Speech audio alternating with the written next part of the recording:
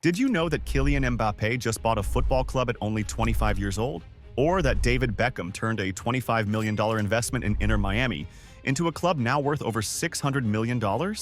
More and more football legends are swapping their boots for boardrooms, shaping the game from the top. But why are they doing it?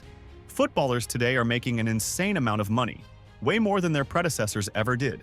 Just look at the numbers. Kylian Mbappé reportedly earns over 70 million euros a year from his contract with Paris Saint-Germain before he moved to Real Madrid. And that's not even counting his endorsement deals with brands like Nike, Hublot, and EA Sports. Cristiano Ronaldo, now playing in Saudi Arabia, is said to be making over $200 million a year at Al Nassr. Now, compare this to past generations. In the 1980s and 90s, even top players weren't earning anywhere near these figures. Take Diego Maradona, one of the greatest footballers of all time. When he played for Napoli, his annual salary was around $3 million, a huge sum back then, but peanuts compared to today's standards.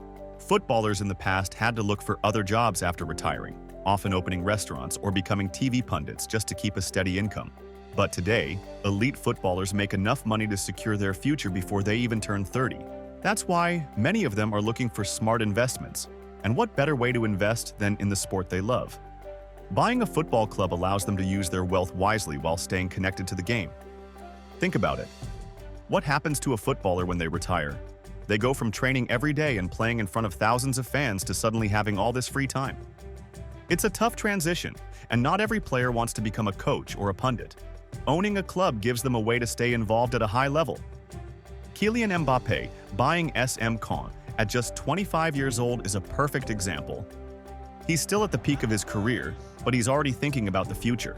Owning a club means he can shape its destiny, make key decisions, and help build a legacy that lasts beyond his playing days. Then there's David Beckham, who co-owns Inter Miami in the MLS. He was one of the biggest names in football, and instead of just retiring quietly, he built a club from the ground up.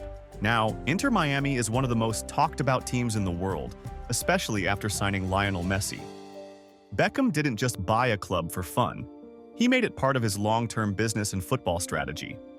For retired footballers, owning a club also offers stability.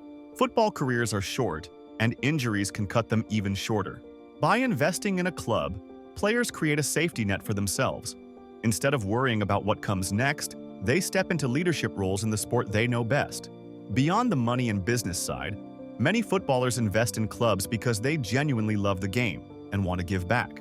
They remember their own struggles as young players and want to create better opportunities for the next generation. Take Ronaldo Nazário, the Brazilian legend. He bought Real Valladolid in Spain and later took over Cruzeiro, the Brazilian club where he started his career. His goal? To develop young talent and bring his clubs back to glory. Ronaldo has been hands-on, making key signings and improving the club's financial stability. Then there's Hector Bellerin, who invested in Forest Green Rovers, a small club in England known for being eco-friendly. Bellerin, a passionate advocate for sustainability, saw this as more than just a football investment. It was a way to promote green initiatives in the sport. Footballers investing in lower-tier clubs is a growing trend. It's not just about making money, it's about helping small clubs survive, improving their youth academies, and bringing more professionalism to lower leagues. Players understand what it takes to succeed at the top, and they want to use that knowledge to help others. Footballers today aren't just athletes, they're also business-minded individuals. They know that relying solely on football income isn't smart, so they spread their money across different investments. Look at N'Golo Kanté, the humble French midfielder. He recently bought Royal Excelsior Virton, a club in Belgium. Kanté isn't the flashy type, but he's making smart moves to secure his future. Investing in a football club adds another source of income while keeping him in the game. Football clubs might not always be profitable right away, but they hold long-term value. Clubs like PSG and Manchester City were once struggling financially, but after getting the right investors, they became global brands worth billions. Players who invest in clubs today might see huge returns in the future, especially if they can help their teams grow and move up the leagues. Plus, there's the branding aspect. Having their name attached to a club helps players expand their personal brand. It's no longer just about playing football. It's about becoming a businessman, an ambassador, and an influencer in the sport. Think about what happened when Beckham started Inter Miami. Or when Ryan Reynolds, okay, not a footballer, but still a star, bought Wrexham AFC. These clubs went from being local teams to international talking points. Players know that their name carries weight. If Zlatan Ibrahimovic were to buy a club tomorrow, it would immediately attract sponsors, fans, and better players. That's the power of branding. When Mbappé took over SM Caen, it wasn't just about finances, it was about putting the club in the spotlight. More sponsors will want to be associated with a team owned by a global superstar. The relationship works both ways. The club benefits from the player's reputation, while the player strengthens their personal brand by being seen as a leader and visionary. This is why some players look at club ownership not just as an investment, but as a way to cement their legacy beyond their playing days.